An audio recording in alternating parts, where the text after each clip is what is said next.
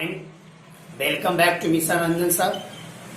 आज हम modal auxiliary verb की पार्ट 3 लेके आ रहे हैं, ठीक है ना भाई। इससे पिछले क्लास में हम लोग पार्ट 2 कर लिए थे मॉडल एक्जुलरी वर्ब का।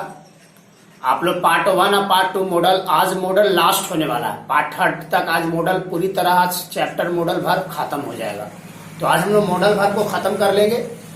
तो आप लोग अगर पिछले क्लास का पार्ट 1 और पार्ट 2 नहीं देखे हैं मॉडल वर्ब का, तो सबसे पहले आप पार्ट 1 और पार्ट 2 देख लीजिए, तब आज पार्ट 3 देखिएगा। ये इसमें जो हम अभी आपको रूल बताए ना, ये सिर्फ और सिर्फ एग्जाम पर्पज से, जो बिहार बोर्ड के एग्जाम देने वाले स्टूडेंट्स हैं उन्हीं के पर्पज से वीडियो बनाया गया है, ताकि उनको एग्जाम में कोई दिक्कत ना हो। और देखिए, इसमें रूल उतना ही पढ़ाए हैं जितना आपकी जरूरत हो, ठीक है ना। आप जब क्लास में आइएगा फेस टू फेस, तो वहां आपको और काफी रूल पढ़ाएंगे, हड़बड़ाइएगा नहीं। लेकिन यहाँ जब हम पढ़ा रहे यूट्यूब से, तो इसलिए ताकि जो आपको इम्पोर्टेंस हो वही चीज को हम आपको बता रहे हैं। ये आप हम पे विश्वास रखिएगा, इससे ज्यादा क्वेश्चन बोर्ड में नहीं आएगा, ठीक है ना। तो आज आइए हम मॉडल एक्जुलरी वर्ब को आगे की ओर लेके चलते हैं। आज हम लोग खत्म भी करने वाले हैं इसको पूरी तरह से। नेक्स्ट चैप्टर हम लोग का वॉइस चल रहा था, वॉइस भी क्लियर होगा, नरेशन क्लियर होने वाला है ना। करीब करीब इतना चैप्टर हम लोग कंप्लीट करने वाले हैं। उसके बाद हम आपको ऑब्जेक्टिव सीरीज शुरू करेंगे, यानी जो जो टॉपिक पढ़नी है उसको ऑब्जेक्टिव देखेंगे भाई मेरे। तो अभी तक अगर जो लड़का नहीं जान रहा है मिस्टर रंजन चैनल के बारे में, तो आप लोग थोड़ा बहुत उस सबको बताओ, ग्रुप वगैरह में डाल दो वीडियो अगर हमारा जाता है तो, और पूरी तरह शेयर करो मेरे भाई, कि ताकि सभी लोग के पास ये वीडियो चला जाए। और थोड़ा प्रचार वगैरह कर दो कि मिस्टर रंजन सर का यूट्यूब पर चैनल बनल है, मिस्टर रंजन सर से। जी हाँ, सर्च मारो और उस पे उसको सब्सक्राइब करो, ताकि हमारा वीडियो आपको देखने में कोई परेशानी ना हो, ठीक है ना भाई। तो आइए हम लोग विशेष चर्चा करते हैं मेन टॉपिक पर। आज हम लोग बात करने वाले हैं मेरे भाई मॉडल एक्जुलरी वर्ब को आगे की ओर लेकर चल रहे हैं, जिसपे आज हम मॉडल एक्जुलरी वर्ब पर चर्चा करेंगे। आज लास्ट होगा मॉडल एक्जुलरी वर्ब। देखिए, मॉडल एक्जुलरी वर्ब हम लोग आगे बढ़ाएंगे, ठीक है ना भाई। सबसे पहले आप लोग ध्यान दो, दोस्त को बताओ, शेयर करो, वीडियो अच्छा लगे तो लाइक करो, कमेंट करके बताओ कि कैसा वीडियो आपका लगा, ठीक है ना। देखिए, हम लोग आज पार्ट 3 करने वाले हैं, part 3।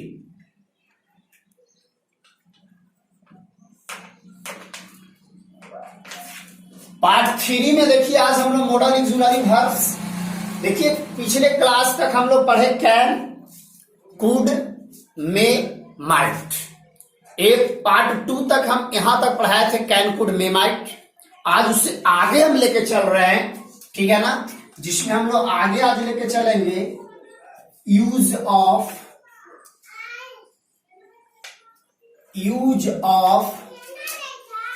Shell, use of shall and will. यानी अब जो हम लोग देखने वाले हैं use of shall and will के बारे में, है ना। तो बाबू ध्यान दो, use of shall and will के बारे में आपको हम बता रहे हैं। पहले क्लियर देखिए, use of shall and will, यानी भाई अब हम लोग यहाँ पे देखने वाले यूज कोची शैल और विल के बारे में। देखिए, आपको अच्छी तरह से पर्सन वगैरह बताए थे, याद करिए। जब टेंस पढ़े तो वहां पर भी पर्सन के बारे में आप जाने थे। तो हम लिखे कि शैल, क्या भाई, शैल फर्स्ट पर्सन आई वी। अभी आई वी क्या है आपको समझा देते हैं। फर्स्ट पर्सन के सिंगुलर में आई आता है और फर्स्ट पर्सन के प्लूरल में भी आता है। क्लियर भाई, एकदम अच्छी तरह से समझिए। शैल फर्स्ट पर्सन, यानी शैल कौन person, first person. First person यानी शैल जो है फर्स्ट पर्सन के सिंगुलर में आई आता है, तो आई के साथ है शैल, और फर्स्ट पर्सन के प्लूरल में बी, तो बी के साथ है शैल। क्लियर, यानी शैल फर्स्ट पर्सन आई बी के साथ, तथा विल सेकेंड पर्सन, तो सेकेंड पर्सन में यू आता है सिंगुलर में, और प्लूरल में सेम ही रहता है यू, यानी सेकेंड पर्सन के सिंगुलर में यू और प्लूरल में भी यू, तो विल लगा। और थर्ड पर्सन में ही, सी, इट, नेम और दे प्लूरल में आता है, के साथ क्या लगता है, विल लगता है। यहाँ पे दोनों एक तरह से समझा दे रहे हैं, अच्छी तरह से समझिए। अब यहाँ पे हम क्वेश्चन दे देंगे, यानी इससे आपका क्या, शैल के प्रयोग से भविष्य है ना, वी शैल गो देयर, हम लोग वहां जाएंगे। तो शैल के प्रयोग से भविष्य में जाएंगे, वी शैल गो देयर, हम लोग वहां जाएंगे। जैसे ही विल कम हियर, वह यहाँ आएगा। ही विल कम हियर मतलब वह यहाँ आएगा। तो देखिए यहाँ बी था तो शैल लगा, यहाँ ही था तो विल लगा। क्यों? बी मतलब फर्स्ट पर्सन के प्लूरल में आता है तो शैल लगता है, भी हमने बताया है। और ही है थर्ड पर्सन के सिंगुलर में, जो कि इसके साथ क्या लगता है, विल लगता है, सॉरी विल लगता है। यानी बी के साथ है शैल, ही के साथ है विल। क्लियर? अब ये छठा है, शैल का पास्ट होता है शुड, यानी यूज ऑफ शुड का प्रयोग। शुड किसका पास्ट है, शैल का पास्ट होता है शुड। क्लियर? समझ में आ रहा ना बाबू, ध्यान दो। शैल का पास्ट क्या होता है भाई, शुड होता है। देखिए अब यहाँ ए में लिखे हैं पॉइंट कि जनरल एडवाइस देने के लिए हम लोग किसका प्रयोग कर सकते हैं, शुड का। जनरल एडवाइस है ना, यानी ऐसा कोई एडवाइस जो टेंशन वाला नहीं, जनरल साधारण है। जैसे यू शुड लर्न इंग्लिश, है ना, तुम्हें अंग्रेजी सीखनी चाहिए। या we should get up early, हम लोग को सवेरे जागना चाहिए। We should get up early, हम लोग को सुबह जागना चाहिए। अभी देखिए कैसा एडवाइस है, जनरल एडवाइस है। तो जनरल एडवाइस में हम लोग शुड का प्रयोग करते हैं। किसका करते हैं भाई, शुड का प्रयोग करते हैं। फिर से एक बार समझ लीजिए, use of shall and will. Clear? एक शैल फर्स्ट पर्सन। अब फर्स्ट पर्सन में दो तरह की बात है, एक सिंगुलर होती है और एक प्लूरल होती है। तो फर्स्ट पर्सन के सिंगुलर में आई आता है और फर्स्ट पर्सन के प्लूरल में बी आता है। क्लियर? समझ में आ रहा ना? तो shall first person I we के साथ तथा विल सेकंड पर्सन यू और third person he, she, it, name, they के साथ किया जाता है। जैसे वी शैल गो देयर, हम लोग वहां जाएंगे। ही विल कम हेयर, वह यहां आएगा। अब ये शैल का पास्ट होता है शुड का प्रयोग। तो शुड का प्रयोग जनरल एडवाइस देने के लिए होता है। जैसे यू शुड लर्न इंग्लिश, है ना, तुम्हें अंग्रेजी सीखनी चाहिए, है ना। अगला क्वेश्चन है we should get up early, हम लोग को बाबू सुबह में जागना चाहिए, है ना। हम लोग को सुबह में या जल्दी जागना चाहिए, जो भी है, या हम लोग को सवेरे जागना चाहिए। अगर इसमें इन द मॉर्निंग लगा देंगे तो सुबह हो जाएगा। कह रहा we should get up early, हम लोगों को सवेरे जागना चाहिए। तो इस तरह से आपका शुड के प्रयोग से जनरल एडवाइस का बोध होगा भाई। अब इसी में आपको पॉइंट दूसरा देखना, किसका, शुड का बी, यानी इसका दूसरा ए पॉइंट था, बी पॉइंट पढ़ाएंगे। तो शुड का बी देखिए। चलिए अभी शुड का ए पॉइंट देख लिया, अब हम लोग को शुड का पॉइंट नंबर बी देखो रे बाबू, ध्यान से। बी पॉइंट इसका ध्यान से देखिएगा बाबू, पॉइंट देख लीजिए इसको आप पहले अच्छा से, तो हम समझा देते हैं। ये आपका बी पॉइंट था उसका, है ना, शुड वाला का बी पॉइंट था। पहले शुड वाला का बी पॉइंट आप लोग समझ लीजिए, उसके बाद हम आगे बढ़ेंगे भाई। चलिए हो गया ना। अब आइए देखिए बी इसका पॉइंट क्या रहा, लिस्ट। लिस्ट वाले मतलब, है ना, वाले सेंटेंस में कहीं ऐसा ना हो जाए, यानी लिस्ट का मतलब होता है कहीं ऐसा ना हो जाए। तो यहां पे कह रहा वर्क हार्ड, क्वेश्चन समझिएगा, वर्क हार्ड, कड़ी मेहनत करो, लिस्ट कहीं ऐसा ना हो जाए। लिस्ट मतलब कहीं ऐसा ना हो जाए, यू शुड फेल, कि तुम फेल कर जाओ, है ना भाई। यानी कड़ी मेहनत करो, कहीं ऐसा ना हो जाए तुम फेल कर जाओ। बाबू आगे देखो, रन फास्ट, तेज दौड़ो, लिस्ट नहीं तो, या कहीं ऐसा ना हो जाए, you should miss the train, कि तुम्हारा ट्रेन मिस हो जाए। यानी लिस्ट का मतलब होता है कहीं ऐसा ना हो जाए के अर्थ में हम लोग लिस्ट का प्रयोग करते हैं। किसका? वो लिस्ट का। क्लियर? यानी लिस्ट मतलब होता है कहीं ऐसा ना हो जाए।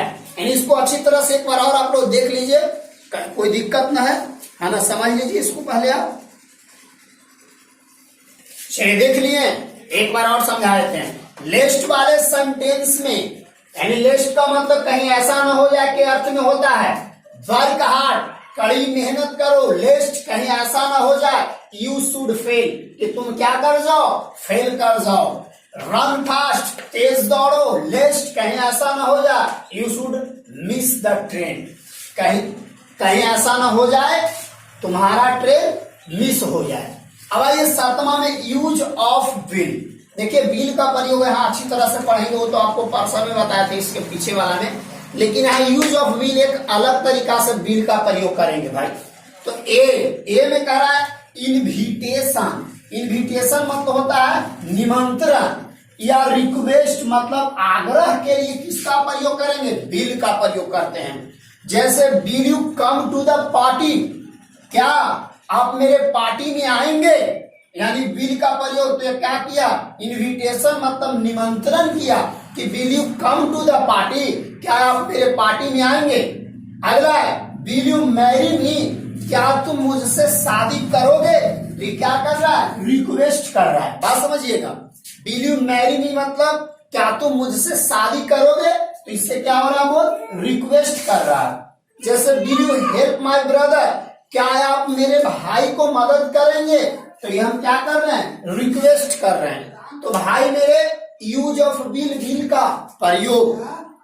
ए में कर रहा है इनविटेशन मतलब निमंत्रण या रिक्वेस्ट आग्रह के लिए। जैसे will you come to the party, क्या आप मेरे पार्टी में आएंगे? तो ये क्या निमंत्रण दिया ना, इनविटेशन किया ना किसी को कि क्या आप मेरे पार्टी में आएंगे। अगला क्वेश्चन है कि विल यू मैरी मी, क्या तुम मुझसे शादी करोगे? तो क्या किया? किसी से रिक्वेस्ट किया। क्या किया? रिक्वेस्ट कि विल यू मैरी मी, क्या तुम मुझसे शादी करोगे। अगला क्वेश्चन है will you help my brother, क्या आप मेरे भाई की मदद करेंगे? तो इस क्या कर रहा? रिक्वेस्ट कर रहा, यानी will you help my brother, क्या आप मेरे भाई की मदद करेंगे।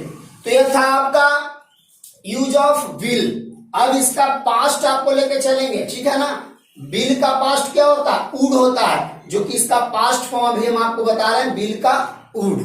चलिए विल का past would, use of would का प्रयोग। आप इसको पहले अच्छी तरह से देख लो मेरे भाई, उसके बाद हम इसको आपको समझाते हैं। देखो इसको वीडियो को पॉज करके जरूर लिखना, या वीडियो को आप स्क्रीनशॉट भी ले सकते हैं, ठीक है ना। आइए अब इसको समझते हैं।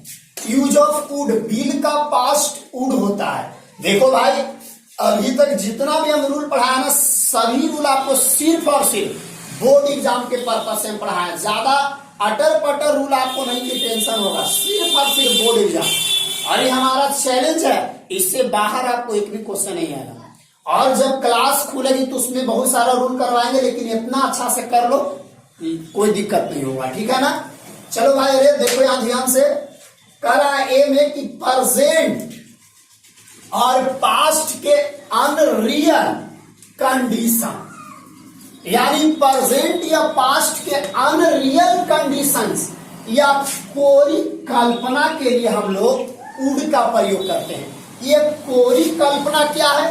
ये अनरियल कंडीशन क्या? अनरियल मतलब कभी रियल नहीं हो सकता है। जैसे एग्जाम्पल से समझ लीजिए, if I were a bird, यदि मैं पक्षी होता, I would fly in the sky, तो मैं कहां उड़ता? आकाश में। तो ये कैसा है? अनरियल कंडीशन है, ये रियल नहीं है ना कि आप पक्षी हैं। ये मानव जाति, अगर आप मानव हैं और आप कल्पना कर रहे हैं कि मैं पक्षी होता, तो ये आप कैसा कल्पना कर रहे हैं? कोरी कल्पना, मतलब अनरियल कंडीशन आप कर रहे हैं कि काश मैं पक्षी होता, यदि मैं पक्षी होता तो कहां उड़ता? आकाश में। अभी मैं मानव जाति और मैं कल्पना कर रहा हूं कि मैं पक्षी होता तो हम आकाश में उड़ते, तो तो यह कभी अनरियल कंडीशन है, कभी हो सकता है कि अभी हम मानव जाति में हैं और हम अभी पक्षी बन जाए, कभी ऐसा नहीं हो सकता। इसीलिए इसको कहते हैं कोरी कल्पना। देखो भेजा में हट रहा है ना एकदम अच्छी तरह से, या इसको कहते हैं अनरियल कंडीशन। क्वेश्चन से समझो भाई, क्वेश्चन से समझो। If I were a bird, यदि मैं एक पक्षी होता, I would fly in the sky, तो कहां उड़ता? आकाश में। तो एक ऐसा कल्पना है, कोरी कल्पना है, जो आप हो नहीं, बस कल्पना कर रहे हो।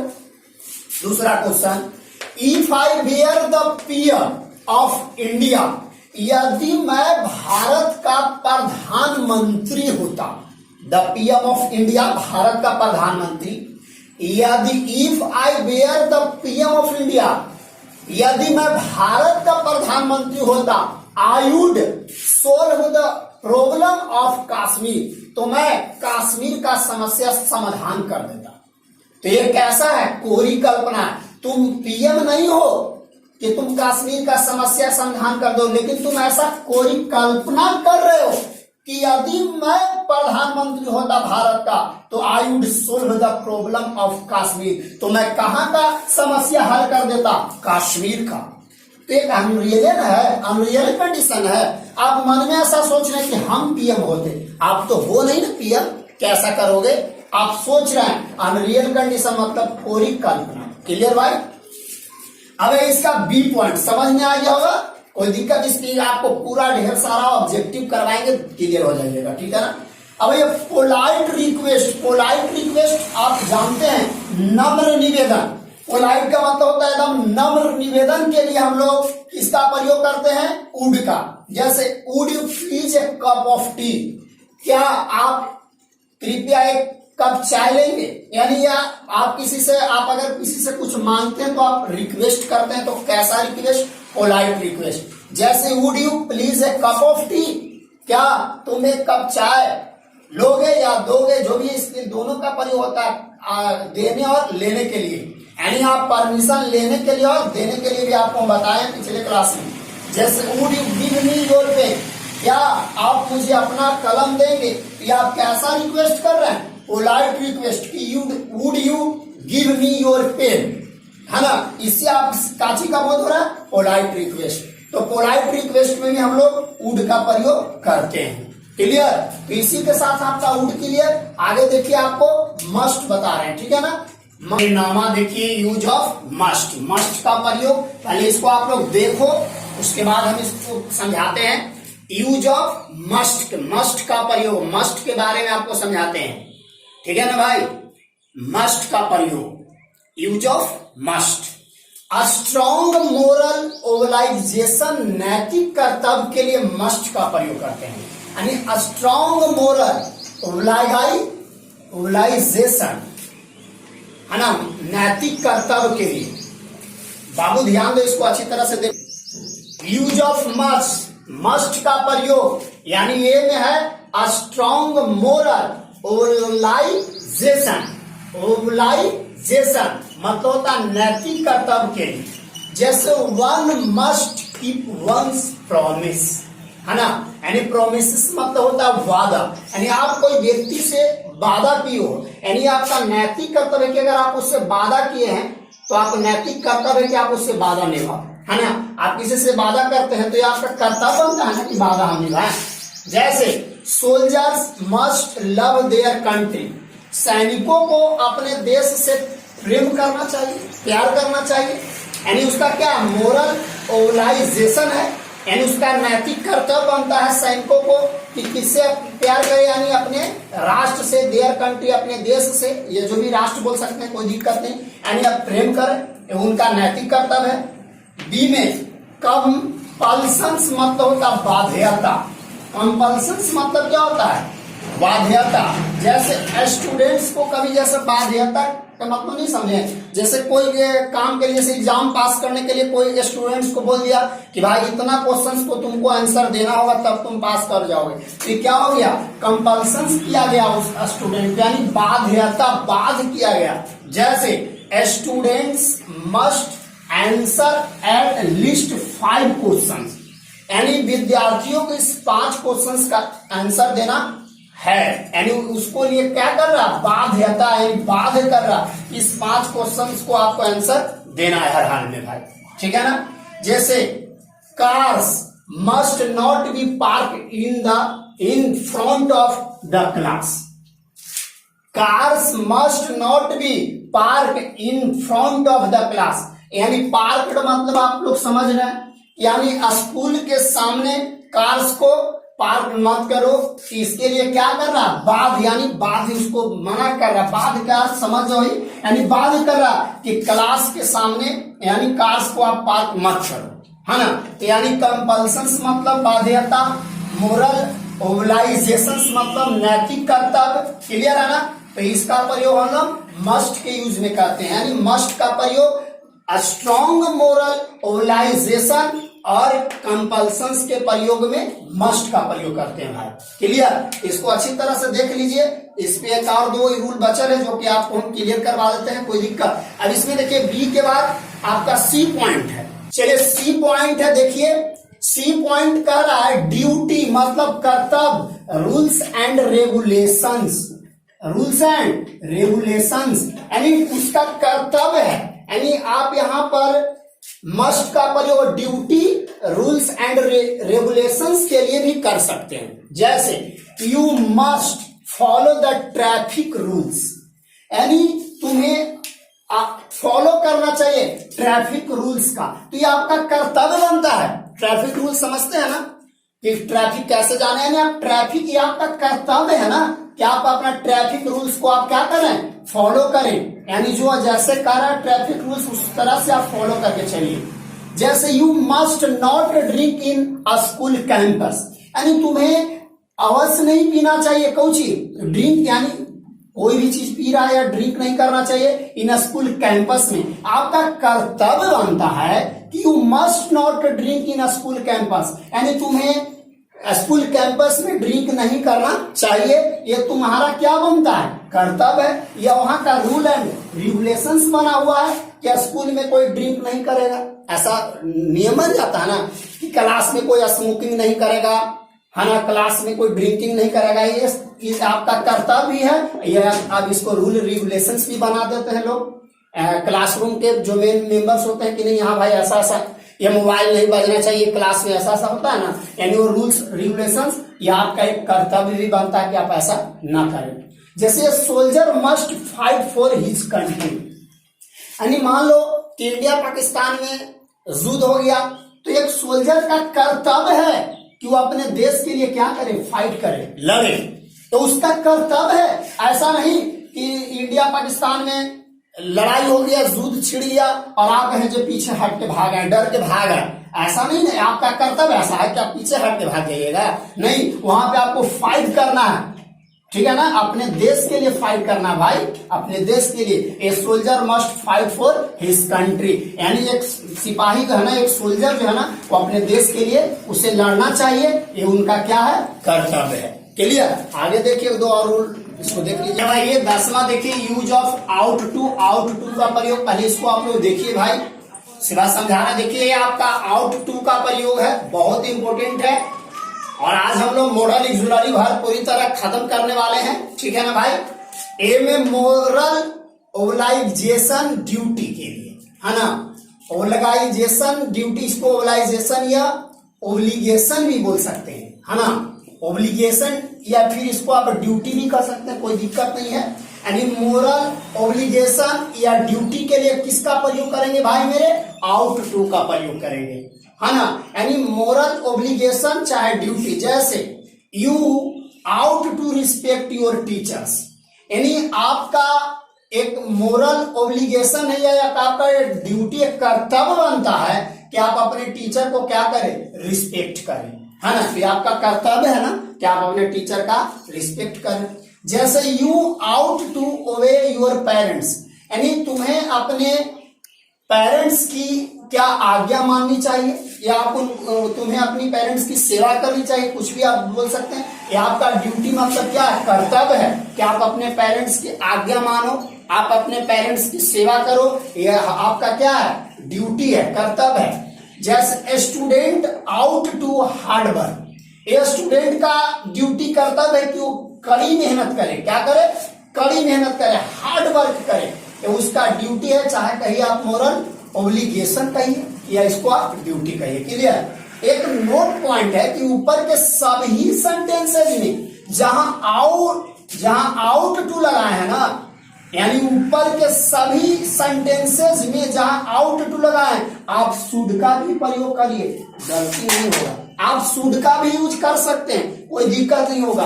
अब एक कंफ्यूज है कि सर कब हम आउट टू लगाएंगे और कब शुड लगाएंगे। ये आपको जब ऑब्जेक्टिव सेक्शन चालू करेंगे ना, ऑब्जेक्टिव सीरीज, उसमें इसको कंप्लीट करेंगे कि कब हम शुड और कब आउट टू। लेकिन यहां पर भी हम अगर शुड लगाएंगे तो ये दिक्कत नहीं होगा, सही हो जाएगा क्वेश्चन। क्लियर। अब ये यूज्ड टू का प्रयोग तो कर रहा है टू एक्सप्रेस पास्ट हैबिट। क्या भाई, टू एक्सप्रेस पास्ट हैबिट के लिए हम लोग यूज्ड टू का प्रयोग करते हैं। जैसे राम यूज्ड टू, है ना, वॉक इन द मॉर्निंग, यानी उसका एक हैबिट है कि राम सुबह में क्या करता है, टहलता है। इसका पास्ट की हैबिट है ना, टहलता था। My mother used to go to temple on every Monday, मेरी माँ प्रत्येक सोमवार को मंदिर जाया करती थी, है ना। My mother used to go to temple on every Monday, यानी इसको अच्छी तरह से देख लो, नीचे है लिखा यहाँ पर, my mother used to go to temple on every Monday, मेरी माँ प्रत्येक सोमवार को मंदिर जाया करती थी, है ना। एक ध्यान देने वाली बात आपको है, क्या ध्यान देने वाली बात है कि आप यहाँ कंफ्यूज मत होना भाई मेरे, कि यहाँ यूज्ड टू है, यहाँ आपका वॉकिंग है, ठीक है ना। अब यहाँ पर देखिए तो यूज्ड टू है, यहाँ आपका V4 नहीं। यही कुछ ध्यान देने वाली बात आपको हम बता रहे हैं, जो आगे लास्ट है ध्यान देने वाली बात, इसको देख लीजिए, उसके बाद आप कंफर्म हो जाइएगा। आज हम लोग मॉडल वर्ब्स पूरी तरह कंप्लीट करेंगे। चलिए ध्यान दें, कुछ बात है जो आपको क्लियर करवा देते हैं, है ना। यही कुछ बात है जो ध्यान देना है। जैसे यहाँ कर she is used to walk in the morning. अब एक बात यहाँ पे समझना है कि यहाँ पे वॉक इन द मॉर्निंग है, इकर she used to walk in the morning, यानी यहाँ पे वॉक है, यहाँ पे वॉकिंग है। अब एक बात आप ध्यान दो, अगर यहाँ यूज्ड टू खाली रहेगा तो इससे पास्ट हैबिट, अभी पिछले वाले बात हम बताए हैं, is plus used to plus V4, अभ्यास तो होना चाहे आदि होना, कोई चीज का वो आदि हो जाता है ना। जैसे कोई चीज का एकदम लगता है ये चीज हम कर एकदम आदि, यानी क्रिकेट का आदि, क्रिकेट खेलेंगे तब ये मन लगेगा, ऐसा होता है कोई। तो यहाँ पे एक बात है, she used to walk in the morning, अगर इज प्लस यूज टू रहेगा, अब यहाँ पे इजे नहीं रहेगा, इज एम आर वाज या वेयर, यहाँ पे कुछ भी हो सकता है। इज एम सब्जेक्ट के अनुसार रहेगा, is am are was were plus used to रहेगा तो आपको V4 लगाना है। अगर सिर्फ यूज्ड टू रहेगा तो आपको V1 लगाना है। देखिए आपको समझा दिए, यूज्ड टू रहेगा प्लस V1 मतलब पास्ट हैबिट, तो यूज टू प्लस V1 है, ये पास्ट हैबिट है। She use to walk in the morning, यानी वह सुबह में टहला करती थी, उसका करती थी पास्ट का हैबिट है। आई हो गया यूज, इज, तो इज की जगह खाली इजे मत समझिएगा, इज का जगह यहाँ पे is am are was were, यानी इतना होता है, इज एम, है ना, are was were plus used to plus V4, मतलब अभ्यस्त होना चाहे आदि होना। जैसे she used to walking in the morning, यानी वह सुबह में टहला करती है ना, ये वो आदि एकदम है, अभ्यस्त यानी हमेशा वैसा, यानी बिना टहले रहेगा नहीं, एकदम टहलने के लिए क्या है, आदि है। तो अगर is plus used to plus V4 रहे, है ना, तो याद रखना, अगर इज प्लस यूज टू रहेगा तो V4 का यूज करना, और सिर्फ यूज टू रहेगा तो V1 का प्रयोग करना। यही बात आपको ध्यान देना है। क्लियर, इसमें आपको कोई कंफ्यूज है तो भाई मेरे, इसी के साथ आपका आज मॉडल वर्ब गाइड हो गया।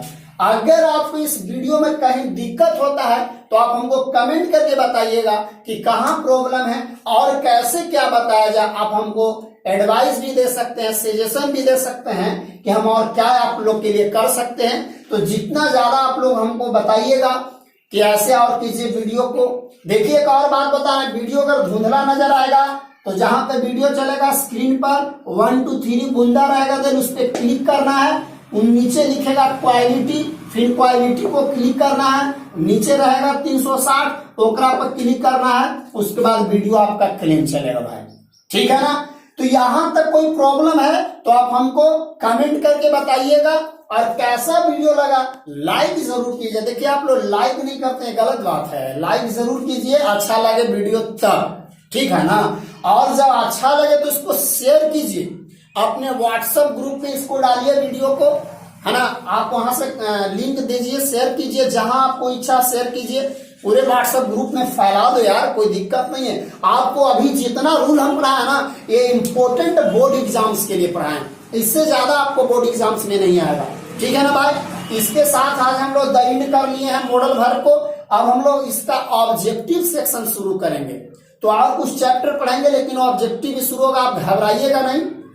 और देखिए अगर अभी तक आप लोगों ने इसका पार्ट 1 और पार्ट 2 नहीं देखे हैं तो फर्स्ट ऑफ ऑल जाके पार्ट 1 और पार्ट 2 देखिए, क्योंकि ये वीडियो पार्ट 3 है। तो हम लोग मॉडल वर्ब को टोटल पार्ट 1 2 3 में, यानी टोटल 1 से 3 पार्ट तक पूरा आपका मॉडल वर्ब खत्म हो चुका है। तो अगर आप लोग अभी तक मेरे चैनल को सब्सक्राइब नहीं किया है तो फर्स्ट ऑफ ऑल मेरे भाई चैनल को सब्सक्राइब कर लो और बेल आइकन घंटी को दबा दो, ताकि आपको कोई दिक्कत ना हो, और ऑल पर जाके क्लिक कर दो, ठीक है ना। तो यहां तक कोई दिक्कत नहीं हुआ होगा। इसी के साथ मॉडल ऑक्सिलरी वर्ब आज समाप्त होता है। तो बोला वृंदावन बिहारी लाल की जय, है ना। Thanks for watching this video man, है ना भाई। तो यहां तक कोई दिक्कत नहीं, फिर मिलेंगे नेक्स्ट वीडियो में। अगले वीडियो में हम लोग अगले सेक्शन की ओर देखेंगे, अगले चैप्टर की ओर देखेंगे। मॉडल ऑक्सिलरी वर्ब में अगर कोई दिक्कत होती है तो कमेंट कीजिए, हम अपना व्हाट्सएप नंबर आपको दे देते हैं। देखिए मेरा व्हाट्सएप नंबर है 8804921184। इस पे आप हमको व्हाट्सएप कर सकते हैं, व्हाट्सएप के माध्यम से कमेंट कर सकते हैं, या फिर यूट्यूब के नीचे कमेंट बॉक्स पर भी कमेंट कर सकते हैं कि ये वीडियो कैसा लगा, ताकि आप लोगों के लिए आगे और अच्छी तरह से हम बना सके। तो यहां तक भाई मेरे ओके, धन्यवाद, बेस्ट ऑफ लक, कल मिलेंगे, थैंक यू।